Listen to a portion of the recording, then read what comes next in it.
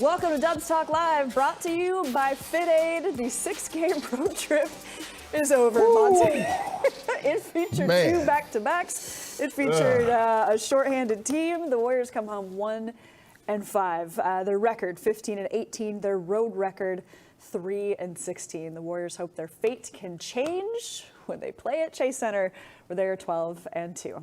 This is Monte Poole. I'm Kerith Burke. Before we talk about what's ahead, because I really want to look forward, we got to talk about the player who had 30 points tonight, and that was James Wiseman. James Wiseman. We haven't seen much of James this season because he's been mostly in the G League, and when he was with Golden State, mostly for the most part, he has been deep on the bench. He's played minutes here and there, but tonight, the game itself wasn't much. Obviously, the Warriors were pretty much done, cooked in the first quarter before James even got on the floor.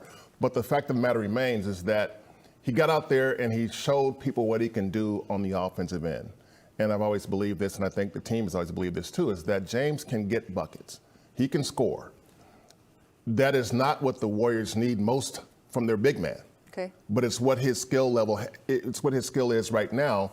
And so they're trying to make it fit. And that's why, they bring in a coach from Europe. That's why they send James to the G League to get some reps and to get the finer points of defense.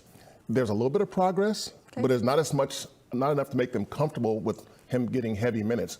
But a 7'1" guy who can score 30 even in a garbage game, there's usually a place for that guy in the league.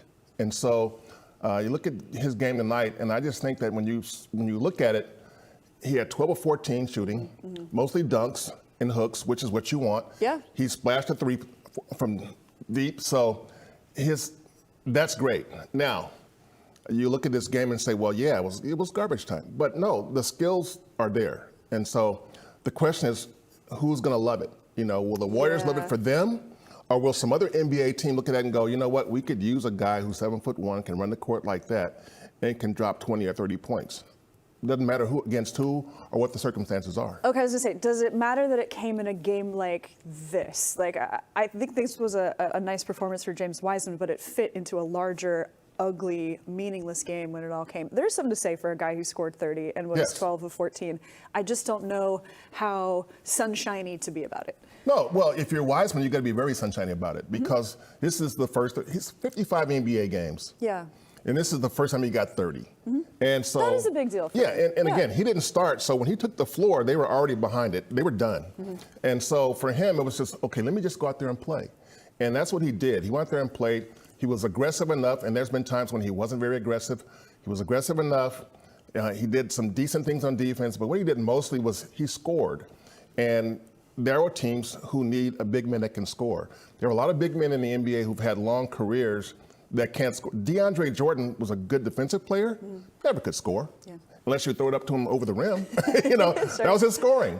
So, but if a team is looking for a center who can run the floor and score on the block or in the paint, and also be able to go outside with Jay Wise's jump shot is soft, and it's a natural soft shot, and a lot of big guys don't have that. They throw bricks up there. So, again, the Warriors have been trying to transform him into a defensive player while also having his offensive skills. And that's been what slowed things down.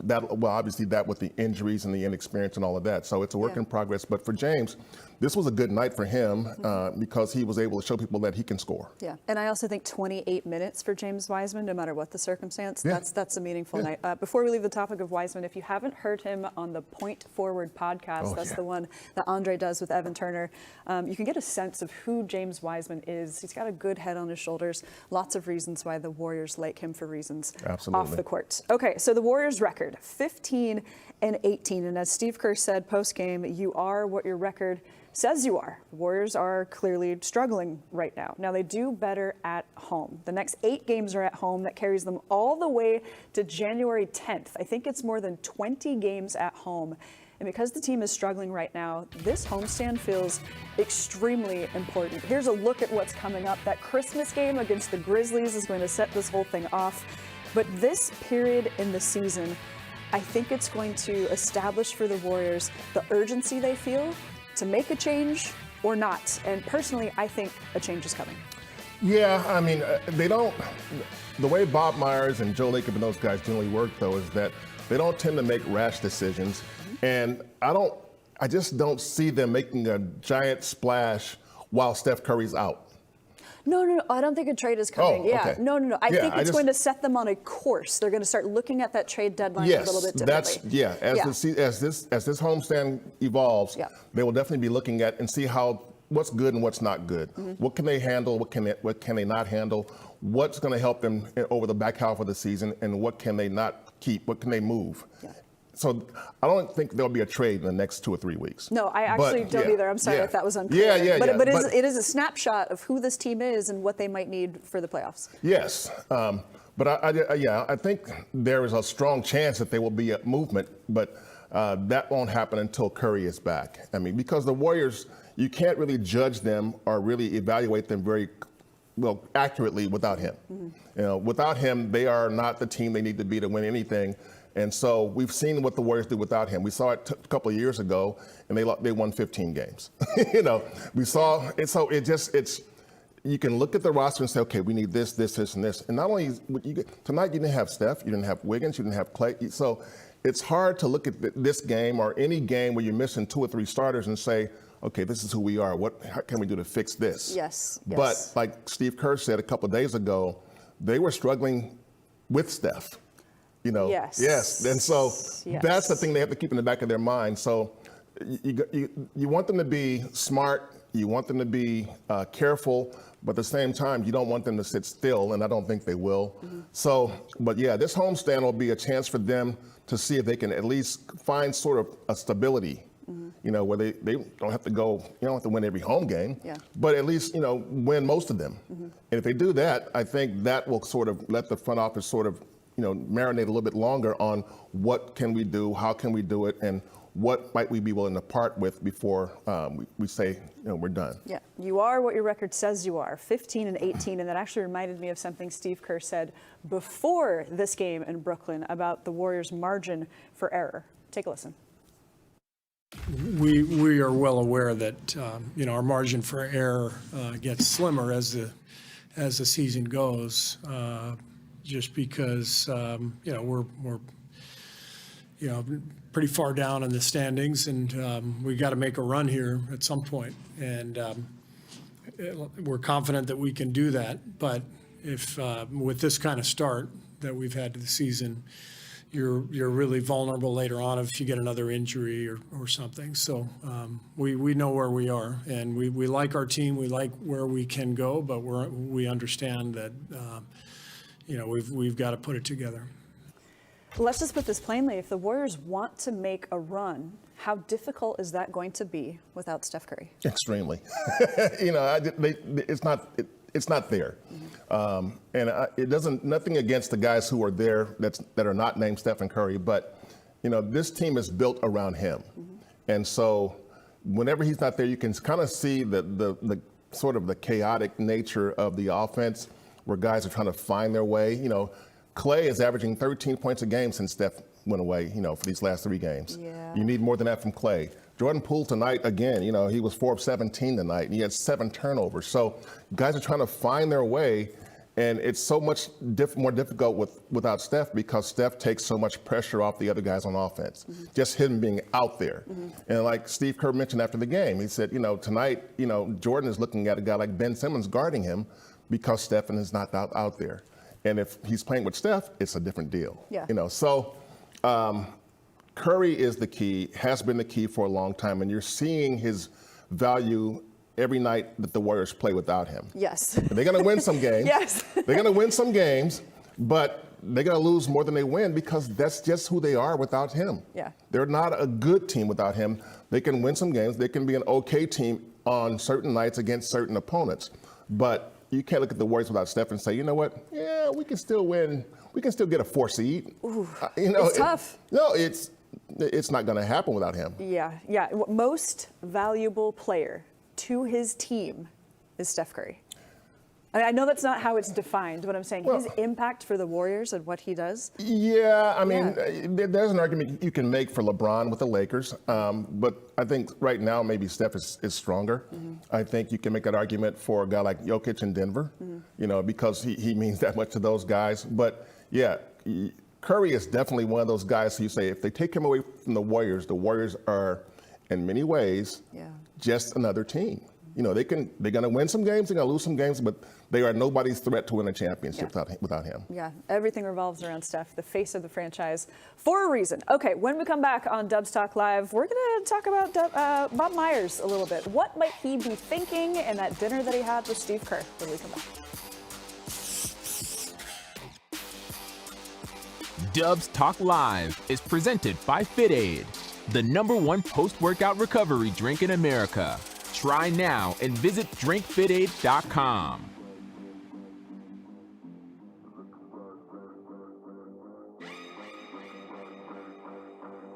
Okay. Yeah, PBJ had a nice little game. Sure. I mean, you know, this is his longest run in the NBA, and guy comes in and makes 5 straight threes. You're like, whoa. Yeah. Oh. That reminds me of how well he played in Tokyo, actually. Yeah. Yeah. 5 threes. Okay. Seema says hello. Good morning from New Delhi. What's up? Wow. Thank you for watching from there. I see hello Sarah. Hello Dennis. Hello Neil. Hello from Victoria, BC. LR says, I love learning where you guys are watching from. Appreciate that. Lots of exclamation points tonight. Listen, I mean, the Warriors lost to the Nets by 30. Yes. And they lost to the Knicks by 38. This New York leg of the trip was tough. Well, it was also their most shorthanded portion of it. Yes. So, like, how much do I want to, you know, make them a punching bag? But it's like the struggles are there. Yeah. I mean, but, you know, we're talking about how they play without Steph and how chaotic it can be at times. And that chaos is best exemplified by the fact that they gave the Knicks 36 points off turnovers last night. Yeah. They gave the Nets 36 points off turnovers tonight. I mean, when you give a team that many, that's 72 points over 2 games you're giving away. I mean, I remember, Steve, during that really tough season where the Warriors were 15-50, worst record in the league, knowing that you had often a group on the floor that just could not compete very well at an NBA level. You still ask those guys to play good defense and to take care of the basketball. The absolute principles, even when you're getting waxed, can you do those 2 things? And these are still trouble spots for the Warriors. Yeah. I mean, and on a good team. Even when, you know, when they have a full roster, sometimes turnovers can be an issue. Yeah. And they're aware that it's been an issue even when they were great. So, but they're not always great enough to overcome it. Yeah. Not now.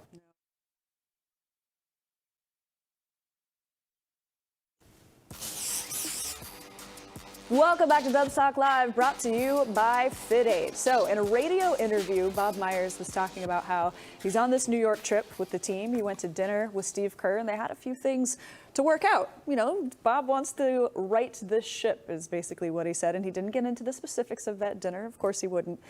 But I'm trying to think of what righting the ship looks like. And we know that Bob Myers is a patient man, but what do you think he sees as he assesses this team? Well, first of all, you know, Bob has always said that he's not going to do anything until he sees what the team looks like. Okay, now. We're at game 32. You saw what the team looked like before Steph went out. You had a pretty good idea because the Warriors were healthy for the first month and a half, and they were still a 500 team. So they know they want to do something because they're paying too much money for a team to be a 500 team. But at the same time, they're looking at turnovers, which have been a problem for this team. And as long as you're giving away that many points, when your margin of error is that thin, you're going to lose a lot of those games. So they're looking for someone who can give them some stability. I think Dante DiVincenzo was missed again tonight because he was playing well before he got hurt. Or before he got sick. Rebounding, assists. Yeah, do a little bit of everything, you know, and so that hurts them a lot. But if you're Steve and you're Bob, you're talking about, okay, what do we do? What's Wiseman's future look like? Does he fit in this year at all? They're asking themselves that. Where can he fit in, if at all? You know, how long will he stay in the G League? They're asking themselves also, you know, we worked with Clay. You know, Clay had a tough start. Then he kind of righted the ship for a while, and now it's back down again. So If Clay is going to be inconsistent, how good are we with that? Yes. You know, so there's all these issues, and Jordan has been inconsistent. You know, there's been nights when Jordan was spectacular, and there's been nights like tonight where Jordan was like, ooh. Well, Jordan, he's discovering, right, that when Steph's not on the floor, defenses will see him as the number one option. And sure, you can throw in Clay or Wiggins there as well. But so he's running into a defensive buzzsaw that he doesn't ordinarily face. Yeah, I mean, a month ago, the big issue was defense. But the last 3 weeks or so, the Warriors are top 10 in defense. I think they're 9th in the last 3 weeks or so. But when you turn the ball over as much as they have been and you're giving up that many points off those turnovers, your defense is going to start plummeting again. Yeah. And that's what's starting to happen. That's what happened in the last 2 games. When you give up 143 tonight, 132 last night, it's like 275 points in 2 games. It's like your defense is going to start going right back in the other direction. So there's a lot to talk about, but I'm sure at some point in that discussion, they're looking at the bottom line and saying, okay, what is money an object? And that's up to Joe Lacob. Yeah. You know, is money an object in terms of whatever move we might make? And again, I do believe that there will be a move made. I just don't think that move is imminent. Okay. Now, do you fall on the drastic side? Like, okay, even though the Warriors won a championship last season, blow up the roster right now? Or let me just ask the question. I know where I fall to. Some people are saying blow up the roster. Or do you fall into the camp of, I think they're just one veteran off the bench away, somebody who can improve things? I'm more in like the subtle camp, maybe one piece away. Here's what I think. Okay, yeah. I think if Curry is healthy, if Clay is healthy, if Draymond is healthy, Looney's healthy, Jordan Poole's healthy, Wiggins, if your starters are healthy, that and six Jordan's looks healthy, amazing. Yeah. If they're healthy, you take that, but you look at the bench and you that's been an issue that they thought was kind of fixed. And now as soon as they get the bench fixed, guys get hurt or get injured or get sick or something, and now you're back. Even JaMychal Green, who for the first 5-6 weeks of the season wasn't very good, showed sign of life on this road trip. It's like JaMychal's making shots and getting rebounds, and so there's so many balls in the air right now to try and figure out, is there a single move that can get this team to another level? And I don't think that move exists right now, but when you get guys healthy again, and if they're still playing the way they were before, I mean, the way they were a few weeks ago when they were still a 500 team, then you think, okay, are we going to live with this? Yeah. And I think their answer is going to be no. We're not going to live with that. Okay. Well, one of the things that's helping the Warriors right now is it's kind of a cluster for everyone. I mean, the Warriors came into the game tonight 11th, right? But that's still only 5 games back. I'm talking about how they came in tonight. Denver has 19 wins. The Warriors have 15. And that's the distance between all those teams. I mean, you have to look at that and think, man, if we can go on the run, maybe we make some ground. The Warriors have to be thinking 500, a little bit better. Can they do it? Yeah, you can look at it a lot of different ways. I mean, on one hand, the last week of December last year, the Celtics were 3 games below 500. 3 games below 500 late December, and they ended up in the NBA Finals. The Warriors last season were 24 and 22 over the last 46 games.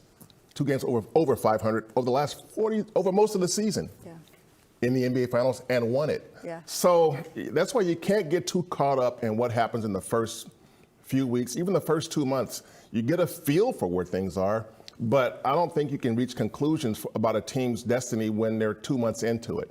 And that's about where they are right now. So, and that's also, when you look at that, Bob Myers and Steve Kerr also saying that too, that, you know what, the West, nobody's running away with this thing. Yeah. The West is so compacted that any given day, there have been 7 different teams in first place. Any given day, there's going to be dramatic movement. You know, you're 4th one day, and 2 days later, you're 7th. You're 9th one day, and 2 days later, you're 5th. I mean, that's what's been happening, and it's going to continue happening because I don't think it'll change. I mean, I don't see a team that's going to go out and win 65 games. There's going to be a lot of teams between 45 and 55. If the Warriors are one of those teams, they'll be fine. Okay. I actually think I might see this differently. I would say at 32 games, considering that the Warriors just got bit by the injury bug, I think you have seen enough of the team, especially when the top 6 players are the same from last season. So when you know these guys, especially when you have a core that's been playing together for 11 seasons now, I think what you can see, the unknowns on the team, are the young guys in the bench. Right. Well, the question becomes, okay, which young guys are you willing to part with?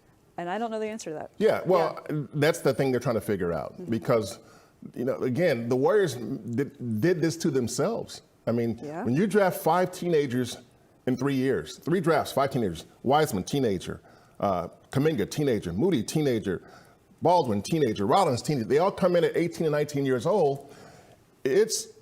None of those guys were ready to play at an NBA level and make an impact. And so you look at that and you say, well, was it unfair to the veteran core? Yeah, they didn't bring in guys that were ready to play immediately, and they've had to sort of scrap and scrape. Last year, the scrapping and scraping worked out because they got Otto Porter Jr., they got Gary Payton II, they got Nemanja Bjelica. So they got minimum guys. The youth could hide a little bit better last season, or have a soft landing. We don't need you in this moment, so why don't you get smarter? Get physically stronger as you still grow into your body in some basically ways. what they've been doing is they're bringing in minimum guys to buy time until the young guys get ready. But so far, the young guys, I mean, Kuminga tonight was 1 of 9, and this is a game when he really could have done some things, So 1 of 9, 4 turnovers, and so it's like every step forward is followed by a step backward, it seems. And that's when you're looking at, so if you're the Warriors, there's a real sense of, like, I think Steve used that phrase, there's a lot of balls in the air right now because the only certainties are the top 5, and even there, Clay has been like this. Jordan has been like, he's 6th guy, but he's been like this.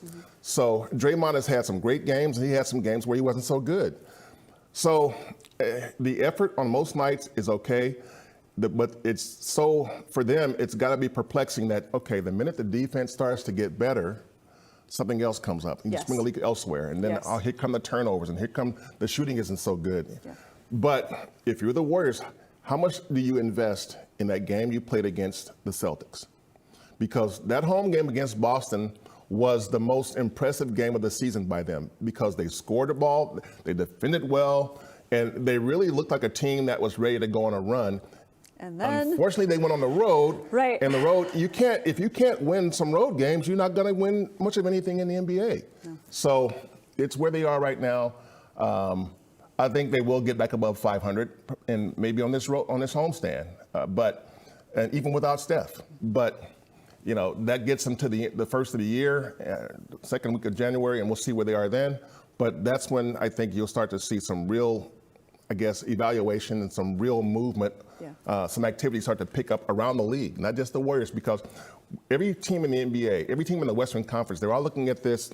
The top 11 or 12 are all saying, you know what? Nobody's running away with this. No. It buys the Warriors more time. Yeah, but they're all thinking the same thing. We can look. We're 5th now. If we make a move here, maybe we can be 3rd. We're 12th now. Can we be 9th? Because there's some bottom teams that are just saying get us in the play-in game. Play-in games, and there's some teams that are 5 through 10 just saying we want to get in the top 6, lock down a spot. So that's where the Warriors are. They want to be in the top 6. And right now they're 11, and they're only 3 games from being in the top 6. Okay. That's it. Yeah, it's a lot going on. Yeah, it is. All right. The Warriors are hopefully flying home from New York City right now. Hopefully they're not getting caught up in that weather. Next game is the Christmas game, and John Morant has some feelings about that. We're going to hear from John in just a moment when Dubs Talk Live returns. Dubs Talk Live is presented by FitAid, the #1 post-workout recovery drink in America. Try now and visit drinkfitaid.com.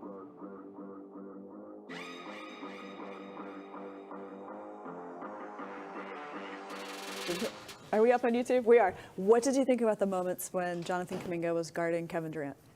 I thought it was a great experience for JK. But it didn't feel pleasant for JK. No. But because, it's Kevin Durant. Who can contend with him, really? Right. I mean, Kevin Durant is, to me, the most difficult matchup in the league.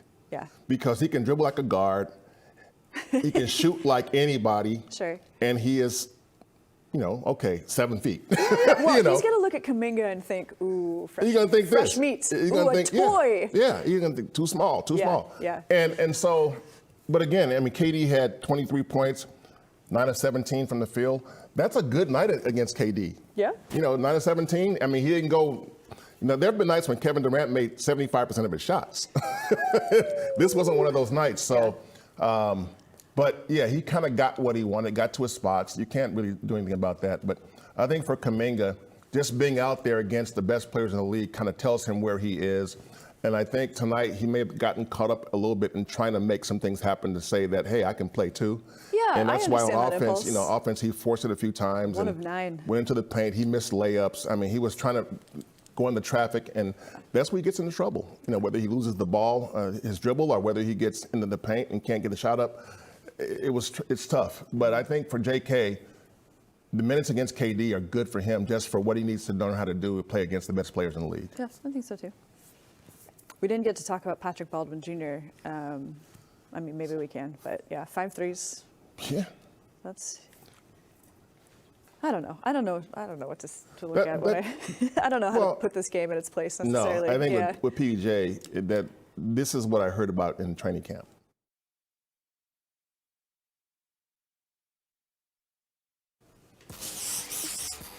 Welcome back to Dubs Talk Live, brought to you by Fit Aid. The next game is the Christmas game, so the Warriors will have 3 days off.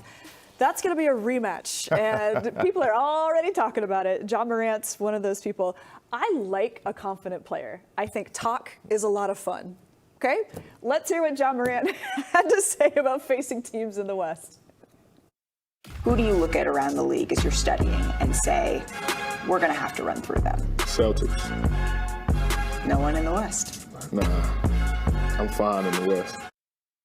Oh, did they win the championship last year? No. Did they make it to the Western Conference Final? No. Oh. No. Huh. No. You know what? Sometimes I wouldn't know, and I like confidence, but sometimes you wouldn't know. Look, I love John Morant, man, because he's one of the top 5 players, most watchable players in the NBA. Yeah. And he's always willing to put himself out there. I think he believes that. Yeah. I think he believes that. I think he believes that the Warriors, much like Grant Williams said when the Celtics lost to the Warriors, that the better team didn't really win. I think John Morant thinks the better team didn't really win, even though the Warriors beat them.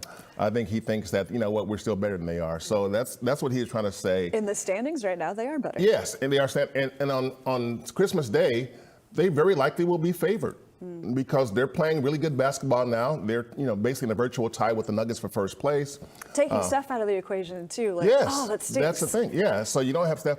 Wiggins might be back. Yeah. The hope is that he will be back. But if he's not back, then they definitely won't be. They'll be underdogs. Mm-hmm. So I'm looking forward to what might happen. I just hope as many guys as can be are healthy for the Warriors. Yes. The better the game, the more healthy the guys are, the better the game is. And that's what I want to see because the NBA, when Steph went down, the NBA's heart sank. Yeah, there's still juice for this game. Clay's going to want it. Draymond's going to want it. Yeah. Poole's going to want it. We will see you guys back there on Christmas. Ooh, boy. Thanks for tuning in for Dubs Talk Live, brought to you by Fit Aid.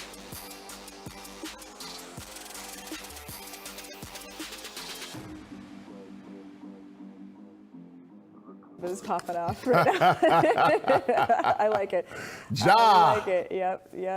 Dylan Brooks said after they lost last season, the Warriors are getting old. Yep. I mean, okay, well. And Dylan Brooks has already talked, He wants Clay. Yes. Yes. It's not just, he said, Dylan Brooks, no Steph? Okay, give me Clay. Sure. And Dylan Brooks is one of those guys, he wants to be a tough guy. And, when he plays defense, he's kind of like a bigger Patrick Beverly. He plays defense with a lot of fouls, if I recall. He's a very physical defender. Sure. Grabbing and clutching and holding and bumping. And, again, he's like Beverly, but he's bigger. Mm-hmm. And so, in his mind, he thinks he's one of the best defensive players in the league. And there are times when he makes it hard on the other team to score, on his guy to score. But I just love the fact that the Grizzlies are talking the smack. Yeah.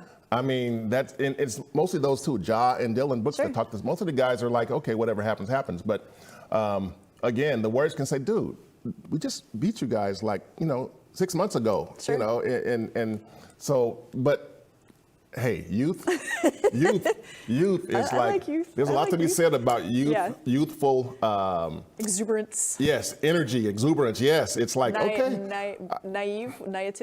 What's that? There's some of that. There's some of that too.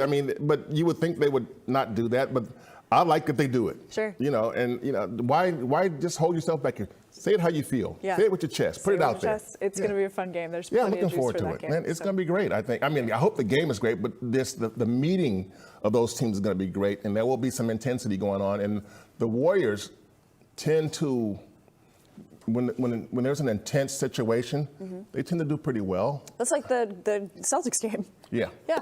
Yeah, they look forward to that game. They circled it, and they knew what it meant. National TV game. Guess what? This game's a national TV game again, you know.